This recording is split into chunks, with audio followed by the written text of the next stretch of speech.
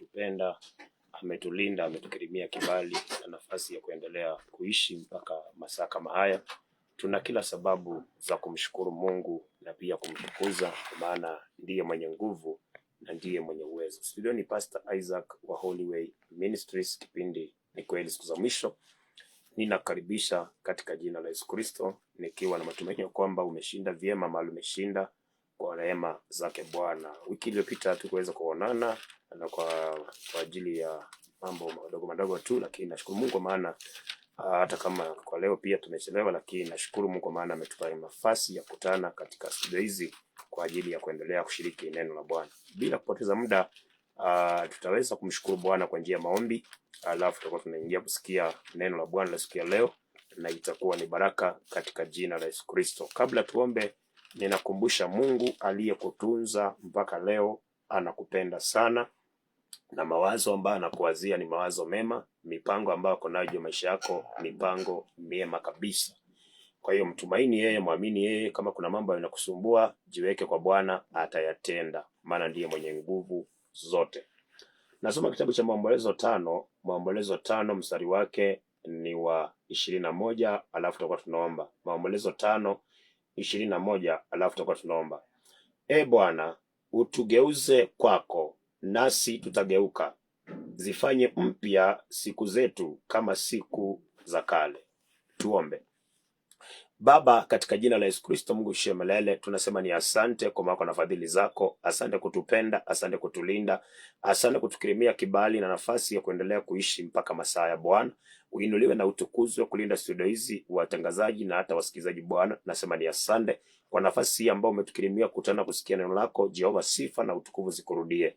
Umeinuliwa na umetukuzwa, umeabudiwa na umeheshimiwa. Tunashuka chini tukikiri ya kwamba sisi ni wakosaji, tumepungukiwa na haki yako. Tusamee, tutakase, tusafishe, na Bwana ukatukubali kama wanao. Jehova, ukatupokee, na Bwana ukatulinde tena, kwa maana wewe ndiye mlinzi. Na kuinulia wasikilizaji Jehova, kila mmoja anakuhitaji kwa njia mbalimbali. Wewe uliye mlinzi na mtetezi, ujuaye tusiyojua, Bwana ukaonekanie watu wako na kuwatetea na kuwapigania. Wale wagonjwa Bwana ukanyosha mkono wa uponyaji ukawaponye. Wale ambao wamevunjika moyo Bwana ukawatie nguvu na kuwapa tumaini tena, kwa maana nguvu zina wewe Jehova. Tunakataa mipango ya shetani, tunakemea maroho yote ya waganga na wachawi. Chochote ambacho kinatokana na ulimwengu wa giza tunakemea kipate kushindwa katika jina la Yesu Kristo. Bwana Yesu, damu yako itufunike na ikanene mema. Studio hizi Bwana niziweka mikononi mwako, damu yako ikazidi kutakasa maeneo haya na kuleta ushindi na hata ukombozi, na sifa zitakurudia Bwana. Endelea kutawala sauti hizi zinapotoka Bwana, zikatoke na upako wa ushindi na ukombozi, uponyaji na hata miujiza na ishara, na sifa zote zitakurudia Jehova. Asante kwa maana unaweza Bwana. Unapoenda kusikia neno lako, ninaomba unitumie kama chombo nikanene yapasayo na yastahilio kwa ajili ya siku ya leo. Atakayesikiza neno lako, naomba Bwana likambadilisha, likamfanya kuwa mwana katika ufalme. Kila roho ya kupinga injili, kila roho ya uharibifu, roho yote ya kishetani tunakemea ipate kushindwa katika jina la Yesu Kristo. Baba, naomba malaika wako watuzingire tunaposikia neno lako, likalete ukombozi, likalete uponyaji, likalete hekima na maarifa, na kwa hii neno watu wengi wakungeukie na sifa zitakurudia. Asante kwa maana umesikia na umetenda. Jehova, ni wewe pekee na hakuna mwingine. Mungu wa Abrahamu, Isaka na Yakobo, kama vile uishivyo, mapenzi yako pekee yatimie sasa na hata milele, katika jina la Baba, la Mwana na Roho Mtakatifu, katika jina la Yesu Kristo tunaomba na hata kuamini. Amen and amen. Hallelujah. Thank you Jesus. Nakukaribisha tena msikilizaji mpendwa katika kipindi chetu cha Kweli Suluhisho. Studio ni Pastor Isaac, kanisa ni Holy Way Ministries. Namba yangu ya simu tunapoendelea kusikia neno la Mungu ni 01 17 12 64 84. Namba yangu ya simu 01 17 12 64 84, ama 07 13 10 66 42, 07 13 10 66 42, na itakuwa ni baraka sana kwa jina la Yesu Kristo. Na tunapoingia kusikia neno la Mungu, naomba uweke pia mstari huu maanani. Kitabu hicho cha Maombolezo 3 mstari wake ni wa 40. Tunapoendelea kusikia neno la Mungu, weka maneno haya maanani. Maombolezo 3 mstari wa 40 nasema, na tuchunguze njia zetu na kuzijaribu na kumrudia Bwana tena. Tunapoendelea kusikia neno la Mungu, Mungu anatuambia tuchunguze njia zetu na tuzijaribu na tufanye kumrudia Bwana tena. Kwa hivyo unaposikia neno la Mungu, make sure umechunguza njia yako, umejaribu njia yako, uone kama inafaa. Ukisikia kupitia kwa neno la Mungu njia unayopitia haifai, basi ni vizuri kuweza kuiacha hiyo njia, ili ya kwamba tuweze kumrudia Bwana, na Mungu naye yuko tayari kutusikia na kutupokea na kutusaidia, kututakasa na hata kuturejesha na kutupa hata ushindi na hata tumaini katika siku hizi za mwisho.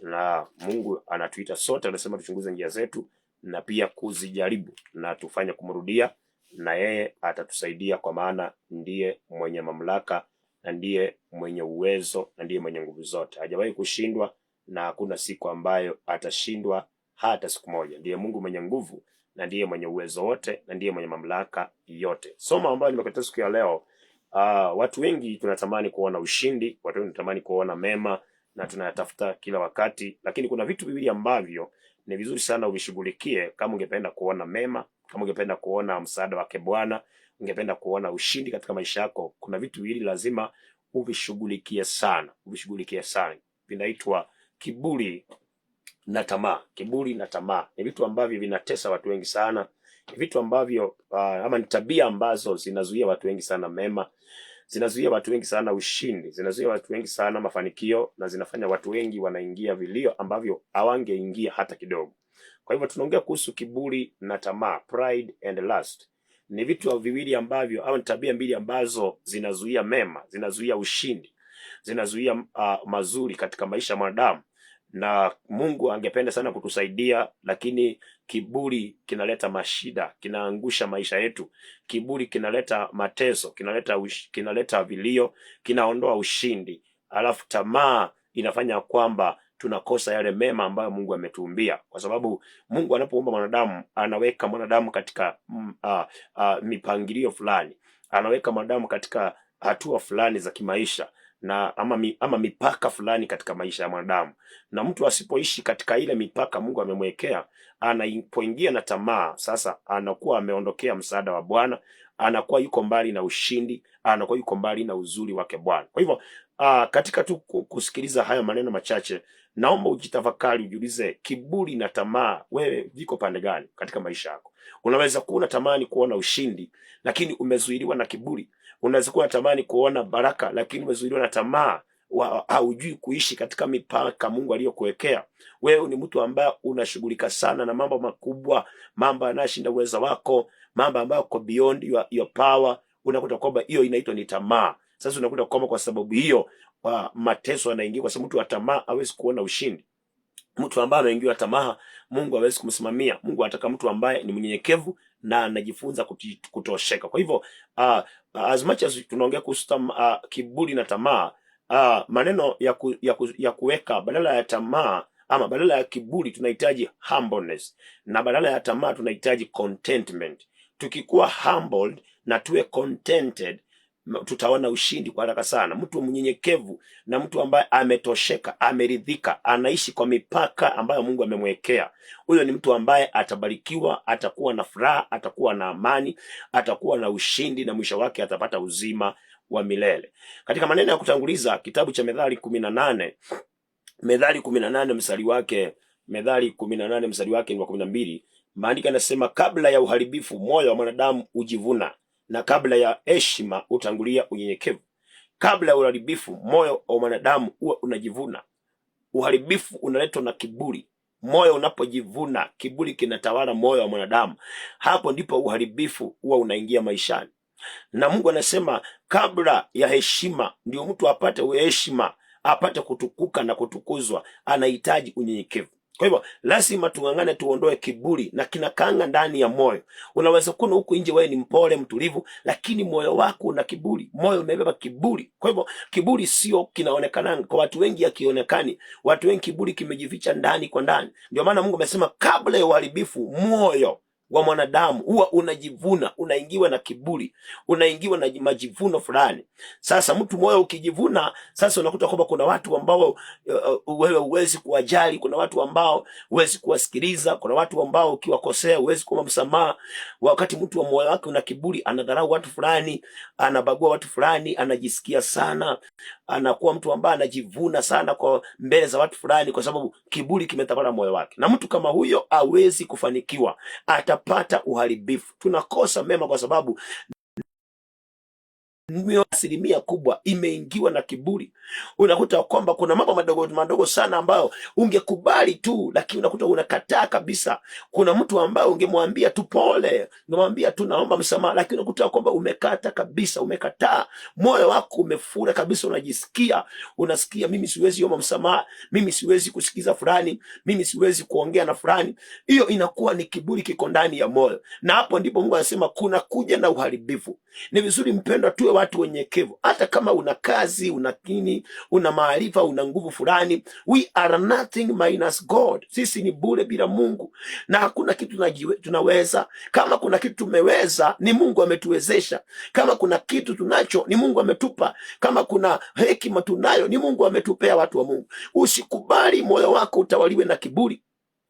Daudi akiwa anaongea na Mungu akamwambia maneno haya ambayo nataka pena niyatumie. Angalau mtu wa Mungu, angalia sana mpendo msikilizaji, angalia sana, kwa sababu watu wengi tunaangushwa kwa sababu mioyo yetu inafika mahali inatukuka.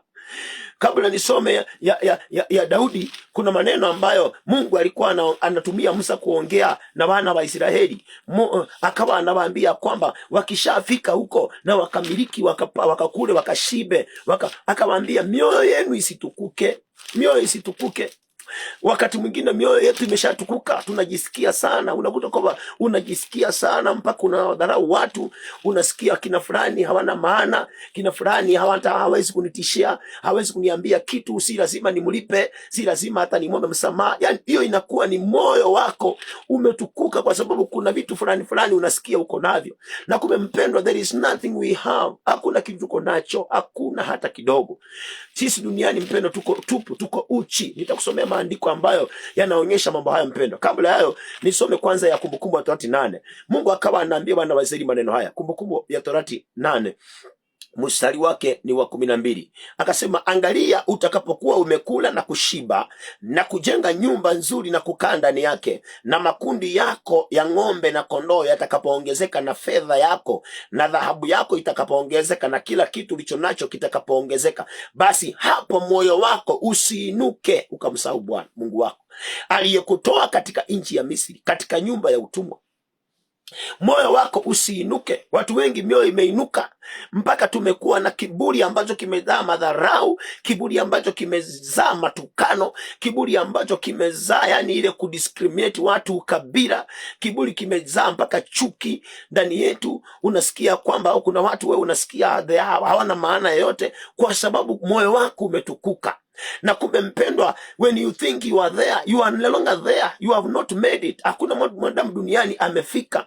Lakini kwa sababu ya kitu kidogo kidogo tu ambacho mwanadamu anakuwa nacho, unakuta kwamba kiburi kinatawala moyo, mpaka unawadharau watu ambao Mungu anataka uwasikilize wakusaidie. Unawadharau watu ambao wanaweza kuwa msaada wako, mtu wa Mungu. Unakuta kwamba unachukia watu ambao hata hawaja kukosea kwa sababu ya kujisikia fulani. Unajisikia, mtu wa Mungu, we have nothing. Tuondoe kiburi ndani yetu. Watu wengi tumeficha kiburi ndani kwa ndani. Mioyo yetu imetukuka, tunasikia tunajiweza, tunasikia na ataniambia nini, atanipeleka wapi. Hiyo ndio inafanyanga maisha yetu hayakuangi na progress. Tunasimama kidogo tunaanguka, tunapanga inapanguka, tunapata pesa zinaisha, na we have not made any progress in life kwa sababu ya moyo kutukuka.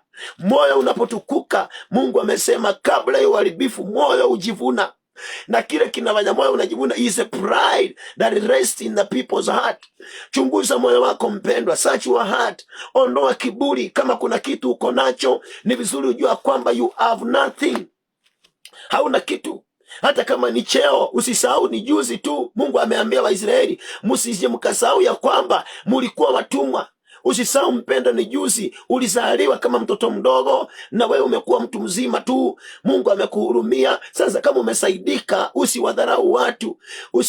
Usijisikie kana kwamba wewe huwezi kuambiwa. Usijisikie wewe ndio the final say. Haistahili watu wa Mungu. Tunastahili kuwa wanyenyekevu. Maandiko yanasema Kristo alikuwa ni aina ya Mungu. Alikuwa na Mungu, lakini alishuka, alinyenyekea kiwango cha kukufa msalabani kwa ajili yangu mimi na wewe. Kwa nini tubebe kiburi? Kwa nini tuwadharau wengine? Kwa nini tuwatese wengine watu? Kwa maana wewe ndio mwenye cheo, unafuta watu tu kazi kiolela, kwa maana sasa umepata nafasi, umepata cheo. Kiburi kama hicho kinafanya mtu anakosa kuprogress, kinaleta magonjwa maishani, kinaleta mateso ambayo hayangekuwepo. Mtu wa Mungu, whenever unajisikia, sikiliza maneno haya. Kuna watu Mungu alikuwa anaona wanajisikia, lakini akawakumbusha katika kitabu cha Ufunuo Yohana.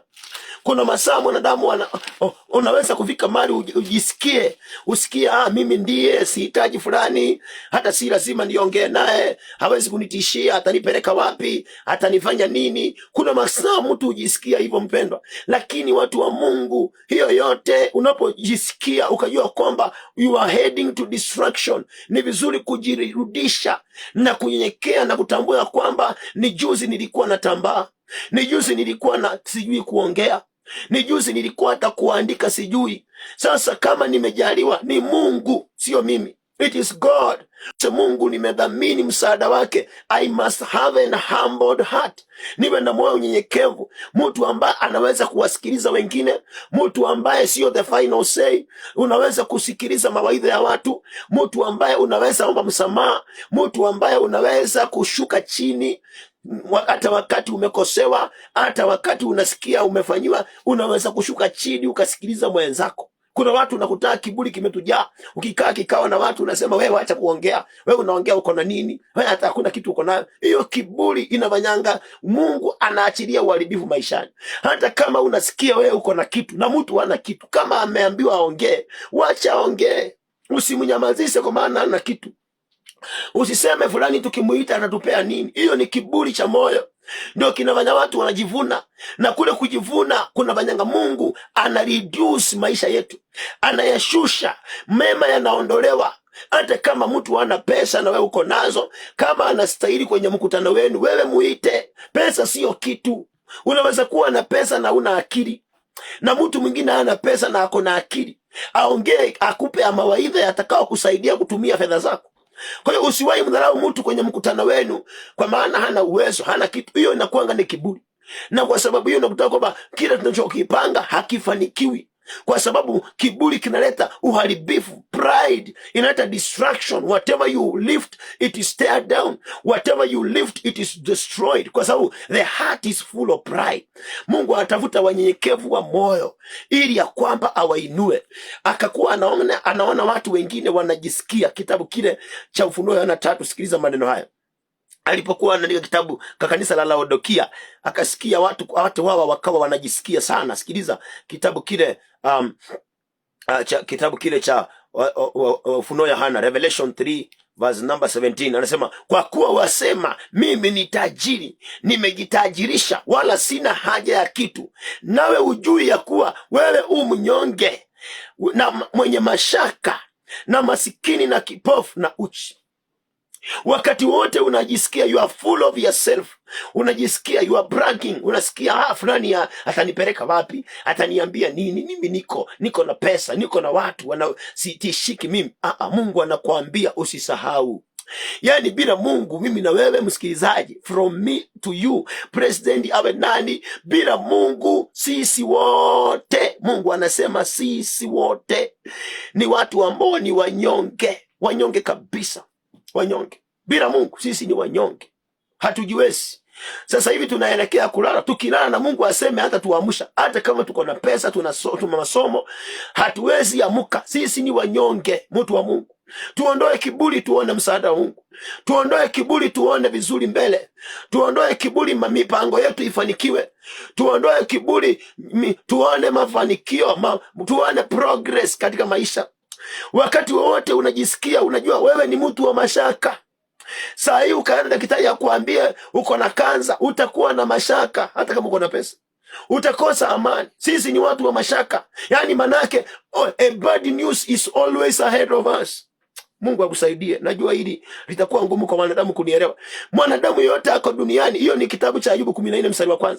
Anasema kila mwanadamu aliyezaliwa na mwanamke, siku zake za kuishi sio nyingi, ni chache na zimejaa taabu. Mtu wa Mungu, mimi na wewe ni watu tumejaa mashaka. Mungu asipotusaidia, Tumejaa, there are always a bad news ahead of us. Tuondoe kiburi, Mungu ageuse, overturn bad news iwe ni good news. Tukikaa na kiburi, bad news itatupata na hatutakuwa na msaada. Sisi ni watu tuna mashaka. Maisha yetu yamejaa mashaka. Tunamhitaji Mungu. Na Mungu hawezi kutusaidia tukiwa na kiburi. Kama tuna moyo umejaa kiburi mpaka unajisikia, mpaka unawatishia watu na maambia utanijua wewe, nikikute hapo utanijua, hakuna mahali utanipeleka. Mtu wa Mungu, wewe ni mtu umejaa mashaka, wacha kiburi. Hata kama wacha kiburi. Nyenyekea uone mbele vizuri. Nyenyekea uone ushindi. Umaarufu wa kidunia sio kitu. Pesa za kidunia hazisaidii bila Mungu mpendo. Wako wamelazwa. Wako watu wamekufa na walikuwa na kila kitu cha kuwafanya wawe hai. Lakini kwa sababu the essence of God, the feeling for God was not in them, the enemy just trapped them and God was silent. Hakuwasikia na hakuwasaidia. Kwa hiyo mpendwa, sisi ni watu tumejaa mashaka. Tusikuwe na kiburi. Hata kama tuna nini, tunajua nini. Hata kama unajua na maaskari, unajua na sijui na mzee wa nyumba 10, unajua na sijui hata kama ni brother yako, hiyo mpendwa isikupe kiburi. Sisi ni bure. Sisi ni watu tumejaa mashaka. Mbele yetu kuna mitego imeinuliwa ya sisi tutumbukie ndani, hata kama tuna pesa. Ndio maana hata madaktari wanagonjekanga, hata marais ugonjeka, kwa sababu sisi tumejaa mashaka. Tunahitaji Mungu atusaidie, na hawezi kutusaidia tukiwa tumejaa kiburi cha moyo. Tunajisikia sana na kuwakanyagia wengine chini na kuwasababisha wengine wanahangaika na kufanya watu wanakuwa na sleepless night. Unamtumia mtu message ya vitisho. Hiyo tabia mpendwa, wachana bali kuwa watu ambao wanaelewa ya kwamba we are human beings and we can do nothing minus God. Kama kuna kitu tumeweza ni kwa sababu Mungu ameturehemu. Ni kwa sababu Mungu ameturehemu. Asingeturehemu hatungelizaliwa, asingeturehemu hatungelikuwa watu wazima, tungelikufa katika utoto wetu. Lakini ameturehemu ili tuwe sababu ya furaha kwa wengine, tuwe sababu ya amani kwa wengine. Sio tuwe watu tunabomeka. Unamtrete ni mtu, unafanya mtu anakuwa na mawazo mengi, anakosa amani, anakosa usingizi, anabadilisha barabara, kwa sababu hiyo ni kiburi ya moyo. Nebukadneza alijisikia, lakini alikula nyasi mpendo. Usikubali moyo wako kutawaliwa na kiburi. Usikubali, regardless of what you are. Remember Revelation 3 verse number 17, ya kwamba sisi ni wanyonge na tumejaa mashaka. Another thing, we are all poor. There is no rich person in this world. Hakuna tajiri duniani, hakuna. Hata yule akonacho ni neema. Na ndio maana Mungu akimtaka utajiri wake hauwezi kufanya asiende. Mungu akimtaka mtu hukumuni, hata kama ni tajiri wa mabilioni ngapi, haiwezi fanya asiende. So we are all poor. If there is something you have, it is the grace of God. Usikubali kutawaliwa na kiburi. Usikubali ukaleta uharibifu maishani mwako, ukajiwanga nikiamka asubuhi I am poor. Why are we poor? It's because whatever tuko nayo Mungu asingetupea uzima wa mwili, hatungelikipata. Kama tumekipata, sio akili zetu, sio bidii yetu, sio ujuzi wetu, ni pumzi tuliopewa. Ile pumzi tulipewa ndio imetupea kile tuko nacho. Kwa hivyo don't brag around. Usiende ukijiringisha na kujionyesha mbele ya watu na kusikia kwamba sasa ni wewe unawatishia watu mtaani, unamwambia hakuna mahali utanipeleka, huwezi kunitishia wewe, nikitaka hata naweza kukumaliza. Hiyo mpendwa, ni maneno ambayo Nebukadneza aliyatamka, lakini alikula nyasi. Usikubali mpendwa, hata kama una cheo, hata kama unajuana nani, wanadamu ni wakufa. Mungu ndiye wa kudumu. Tukae na unyenyekevu tuone Mungu. We are all poor, from the president to the mere human being, to me and you my listeners. We are all poor minus God. We are poor, poor kabisa. Usiku ukilala si unajisahau, kuanzia rais kwenda mpaka watu wote. Mtu akilala anajisahau na anangorota hata kabisa. Hiyo ni maanisha you are poor, na Mungu asipokuamsha huwezi amka. Ni mara ngapi una setting alarm na inalia na usikii? Because we are poor. Hatujiwezi. Mungu akachukua saa hii aseme miaka irudi nyuma. Wengi wetu tutakuwa tunafanya baba mama. Hata Kiswahili hiki naongea hapa, Mungu akasema minus 40 years nyuma. Hata kuzaliwa hatujazaliwa wengine wetu. Mungu akirudisha miaka nyuma, hata Kiswahili Kiingereza hatukijui. We are poor, watu wa Mungu. Tuache kiburi. Tuondoe kiburi tufanikiwe. Tuondoe kiburi cha moyo, kujisikia na kudharau watu na kuwasomea watu na kuwatishia watu. Hiyo mpendo tuwachane nayo, tukubali kuwa humbled. Yakobo akasema ya kwamba wale wanashuka watainuliwa, lakini yule anainuka anashushwa. Mtu wa Mungu, maandiko ya Yakobo 4 mstari wa 10. Yakobo 4 mstari wa 10 anasema, jidhirini mbele za Bwana naye atawakweza. Tukishuka na sisi Mungu anatuinua. Bwana akusaidie sana mpendo msikilizaji, unayenisikiliza mpendo. Tafakari, jisikilize. Ni watu wangapi unawatishia mpendo? Ni watu wangapi umekatalia hela zao, nawaambia unitishii, utanipeleka wapi? Sikulipi, sikupi. Ni watu wangapi umewapea kazi, umekatalia mshahara wao, unawaambia nimekufuta kazi na sikulipi? Hiyo ni kiburi cha moyo. Ni vizuri uachane na hiyo tabia, usije ukajitesa bure. Mungu amekuumba kwa ajili ya tukufu, lakini kiburi ukikiruhusu moyoni mwako, ujue kwamba kuna wakati nilikuwa nafundisha watu kuambia the things of the world they come with pride. So if you're not careful, the more you receive money, the more you have a business, the more prideful you feel, na the more destructive you are kwa sababu ya pride. Ndio unakuta watu wengi wakianza kupata pesa wanaanza kupata magonjwa, wakianza kuongezeka pesa yanaongezeka. Hiyo uharibifu, kwa sababu the more vitu vya dunia vinaingia, the more moyo unakuwa na kiburi, na ni mambo Mungu aliyaona, akaonya watu kabla waingia Kanaani, akawaambia mkiingia, mkishakula na mushibe, mujenge, muwe na mifugo mingi, muangalie mioyo isitukuke, mioyo isiingiwe na kiburi. Mkaanza kusahau Mungu, mkasikia ni kama ni nyinyi. Mtu wa Mungu, sisi ni wanyonge, sisi ni maskini. Tena Jem amesema kitu kingine, sisi tuko uchi, we are naked, tena tu vipofu. Hakuna mwanadamu, hata mayasayansi hawezi kutuambia kesho kutakuwa na nini. Hawezi. Hakuna mtu anaweza kusema kesho kutakufa nani. Nobody. We are all blind. Sisi ni vipofu mpendo. You don't know tomorrow. Usikubali moyo wako uwe na kiburi. Tunyenyekee wapendwa, tuone baraka za Mungu, tunyenyekee, tuone ushindi. Kama kuna mtu unamwongelesha rafu kwa sababu unaona vile alivyo, unaona kauwezo kake, unaona wewe umeinua tu chuma, una kamwili fulani, unaona huyu ana kamwili, mtu wa Mungu, hiyo ni kiburi, haitakusaidia. Usikubali kumwangalia mtu na kuona vile alivyo na kujiangalia unasema mimi hawezi nitishia, hata nikimpiga ngumi moja tu anaanguka, huyu hawezi kunitishia mimi, na siwezi kumuogopa na simpi, siwezi kumnyenyekea, nimwongelesha ni watu wa Mungu. We are blind. Ukiamka asubuhi haujui kule unaenda kuna nini, hauelewi. Ukitembea ukiangalia mbele haujui nyuma kuna nini, haujui, lakini Mungu anajua. Tuache kiburi, tuone ushindi wapendwa. Tuondoe kiburi ndani ya mioyo yetu, angalau tuone uzuri wa Mungu. Tuondoe kiburi ndani ya mioyo, tuone baraka za Bwana. Mungu anatuambia sisi ni vipofu na tuko uchi, we are naked, we have nothing. Na ndio maana mtu akikufa, hata kama ni bilionea, anaenda bure. Sisi ni uchi mpendo, ni neema tu, na hii neema usiipokee bure ukaanze kuishi maisha ya kiburi mpendo. Kama umejaliwa nafasi, umepewa kauwezo fulani, au kupewa ndio sasa uwe na kiburi. Ulipewa ndio uwahudumie wengine kwa unyenyekevu tu, yani tuhudumiane. Mali kuna hitaji sori, unaweka sori. Mali kuna hitaji yani mpendo kuomba msamaha, unaomba msamaha. Mali kuna hitaji kuzungumza maneno yanayofaa, yani ya unyenyekevu, unakubali. Sio mtu ambaye unatishia watu, unasomea watu, yani mtu wa Mungu, haifai kabisa. Tubadilike wapendwa. Ni tabia ambazo watu wengi tuko nazo, hasa watu ambao tunakaa mjini, tumebeba hizo tabia.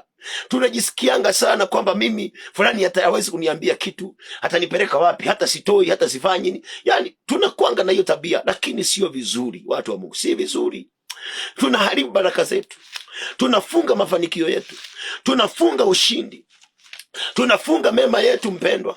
Ni vizuri tubadilike, tuache hizo tabia za kiburi, tukubali kuwa humbled, tunyenyekee, tuinuliwe na Bwana, tunyenyekee tuweze kuvikwa, tunyenyekee tuweze kuona ushindi.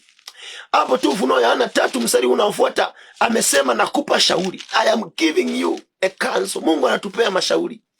Tuache kiburi, anatupea mashauri. Verse number 18 of Revelation 3 verse 18. Anasema nakupa shauri, ununue kwangu dhahabu iliyosafishwa kwa moto upate kuwa tajiri, na mavazi meupe upate kuvaa, aibu yako, aibu ya uchi wako isionekane, na dawa ya macho ya kujipaka macho yako upate kuona. Mungu anasema atupea mashauri, tuende kwake, tunyenyekee tuone ushindi wapendwa. Tunyenyekee tuone uzuri wa Mungu. Kama kuna watu unawatishia mpendo, wacha kutishia watu. Hakuna kitu tuko nacho. We are nothing minus God. We are nothing. Yeremia chapter number 9. Yeremia 9 anasema hivi. Hatuna kitu mpendwa. Tuondoe kiburi. Angalia nyumba inajaa magonjwa. Watu wengine magonjwa yametujia kwa sababu mioyo yetu ina kiburi. Tunajivuna sana na kuwadharau watu. Unakuta Mungu anakupiga na magonjwa. Unakuta magonjwa kwako haiondoki. Dawa zimejaa kwako kwa sababu wewe mwenyewe unajisikia sana, mpaka kuna watu unawanyanyasa, hata yatima unamdhulumu tu, unamkanyagia tu chini, unamtukana mwenzako tu na kumudharau na kumwaibisha mbele ya watu. Mungu hawezi kunyamaza, lazima na wewe atakuwekelea uharibifu. Na hakuna haja wapendwa, tukubali kuondoa kiburi, mioyo yetu iwe na unyenyekevu, tuone ushindi, tuone mema, tuone ukuu wa Mungu. Yeremia 9, mashauri ya Bwana anasema hivi. Yeremia 9:23 anasema, Bwana asema hivi, mwenye hekima asijisifu kwa sababu ya hekima yake, wala mwenye nguvu asijisifu kwa sababu ya nguvu zake, wala tajiri asijisifu kwa sababu ya utajiri wake, bali ajisifue na ajisifu kwa sababu hii ya kwamba ananifahamu mimi na kunijua ya kuwa mimi ni Bwana, nitendaye wema na hukumu na haki katika nchi, maana mimi napendezwa na mambo hayo, asema Bwana. Kwa hivyo tunastahili kuwa watu ambao tunatenda mema, tunakaa katika hukumu za Bwana, tunakuwa watu wenye haki. Hapo hiyo ndio mambo Mungu anapendezwa nayo. Anasema kama ni tajiri asijisifie utajiri, kama ni mtu amesoma ako na hekima asijisifie hekima yake, kama kuna mtu ana nguvu asijisifie nguvu zake. Hivi ndio vitu vinafanyanga tunakuwa na kiburi. Nguvu, hekima na utajiri ndio unafanya watu wengi. Hata wengine si utajiri, ni Mungu tu amekuonyesha tu pesa kidogo, 50,000, 100,000 tu, kakazi tu kidogo tu, umekuwa na kiburi, unaongelesha watu vibaya. Yani wewe huwezi kuambiwa, unasikia mimi ndio kusema, na hata utajiri wenyewe hakuna. Ni kitu kidogo tu umepata. Mungu tu amekuonyesha aone who are you. Anakuta wewe ni mtu mbaya. Ndio maana unakuta kwamba watu wengi inuliwi, tunaonjeshwa na tunanyang'anywa, tunakaa maisha ya kawaida kwa sababu tunaingiwanga na kiburi. Mungu anakutesi aone kama anaweza kubariki, anakupea 100,000, anakupea 50, wengine hata 30, aone ya kwamba wewe ni nani. Utaongeaje na watu ukiwa nayo? Utahudumiaje watu ukiwa nayo? Anakuta kwamba wewe ni mtu wa kiburi. Umeanza kudharau watu, umeanza kufokea watu. Hata ukikosea mtu akikuuliza unasikia umpige, na unamwambia hata naweza kupeleka posti, na wewe hata huwezi kunifanya kitu. Yani maneno yasiyofaa, kiburi cha moyo. Mungu akiona hivyo anakushusha chini, anakunyang'anya baraka, anakuondolea wema, anakushukisha, unakaa sasa chini. Wapendwa, ni wakati wa kubadilika. Tuondoe kiburi ndani ya mioyo yetu. Tuelewe ya kwamba hatuna kitu, na sisi hatujiwezi wapendwa. Sisi ni wanyonge tu na wadhaifu. Tukubali hata kurekebishwa. Hata kama una nini, kubali kurekebishwa. Hata kama una uwezo, kubali kuambiwa kosa lako, na ukiambiwa usikatae, accept. Kubali kuwa mnyenyekevu, uone ushindi, uone mema. Kubali kuwa mnyenyekevu, uone ukuu wa Mungu, uone baraka za Bwana. Nikimalizia anasoma hiyo, tutaendelea wakati mwingine habari ya tamaa. Naona muda wangu umekwisha. Nimeongea tu habari ya kiburi, lakini next time we shall talk about pride, the last. As I close, Psalms 131 verse number 1. Tufike kiwango hiki wapendwa. Daudi anasema hivi, Psalms 131 verse number 1 anasema, Bwana, moyo wangu hauna kiburi, wala macho yangu hayajainuka. Ndio maneno na kuachia mpendwa. Tuondoe kiburi ndani ya moyo. Daudi ni mfalme, lakini anamwambia Mungu, moyo wangu hauna kiburi na macho yangu hayajainuka. Si hakuna mtu namwangalianga nasema afai. Huyo ni mfalme, na sisi si wafalme. Hata wengine wetu hatuna chochote, lakini macho yetu yameinuka. Unaangalia mtu unaona huyo atanifanyia nini? Hata hakuna mahali atanipeleka. Kiburi cha moyo kinafanya maisha yetu yanaanguka. Tunapoomba umwambie Bwana akusamee mahali umetembea na kiburi, na akuondolee kiburi cha moyo. akupe moyo wa kunyenyekea, angalau tuone mafanikio. Tuko mwezi wa 10 mpendwa, mwaka ni kuisha, unaisha, haistahili uishe bila mafanikio. Tuondoe kiburi, tuone mema ambao Mungu alitupangia katika jina la Yesu. Mara ulipo tuamini na tuombe. Baba, katika jina la Yesu Kristo, Mungu ishie milele, asante kwa neno lako la siku ya leo. Asante kwa wale ambao umegusa wakasikiliza. Baba, ninakuinua, ninakutukuza, ninaomba tu utusamehe sote, maana sisi tumejaa kiburi. Tusamehe tu Bwana, kwa maana tumeshainuka, tumejaa kiburi, tumejivuna, tumedharau, tumejisifu. Tusamehe Bwana na ututakase Bwana, utuondolee hiyo kiburi ya moyo, utujaze tu unyenyekevu Jehova. Kila wakati utukumbushange ya kwamba sisi hatuwezi bila wewe. Tusaidie kwa maana wewe Bwana. Yale mema yamezuiliwa maishani kwa sababu ya kiburi. Baba, tumekubali, tumeacha kiburi. Utufungulie baraka, utufungulie amani, utuletee hata uponyaji na ushindi. Barabara zifunguke kwa maana nguvu zina wewe Bwana. Tenda kwa maana unaweza Jehova. Ninakuinulia wasikilizaji waliovumilia kusikiliza, watetee, wapiganie. Endelea kuwaonekania, hekima hii kajae ndani yao. Kila mmoja akasaidike na akafanikiwe, na sifa zitakurudia. Usiku wa baraka, usiku wa amani. Ulinde studio hizi, ulinde watu wote, ulinde kijiji mzima. Kila mahali Bwana tunaomba ulinzi. Mikasa, mikosi na kemea. Maroho ya mapepo, majini, mamlaka ya kishetani ya kuleta mateso na kemea ipate kushindwa katika jina la Yesu Kristo. Bwana, endelea kuonekana na kujitukuza, na sifa zitakurudi. Damu yako itufunike na ikanene mema. Mungu wa Abrahamu, Isaka na Yakobo, kama vile uishivyo, mapenzi yako pekee yatimie sasa na hata milele, katika jina la Baba na Mwana na Roho Mtakatifu, katika jina la Yesu Kristo tunaomba na hata kuamini. Amen and amen. Mungu amani akubariki sana mzee, mama, kijana, kutendea mema. Majina yangu ni Pastor Isaac, kanisa ni Holy Ministry. Tuko hapa Mkuru kwa Ruben, na namba yangu ya simu unaweza kunipigia kama ungependa kuja kanisani au na swali au ungependa mawasiliano jambo lolote. Unaweza piga namba hii 01 17 12 64 84, 01 17 12 64 84, ama 07 13 10 66 42, 07 13 10 66 42. Ujua ni mabaya usitende. Kama unapitia shida, vumilia. Usiache kuomba na usipende kuombewa. Na ukijiombea, usisahau kumwambia Mungu makosa yako. Hadi wiki ijayo, kwa mapenzi ya Bwana, ubarikiwe sana. Amen.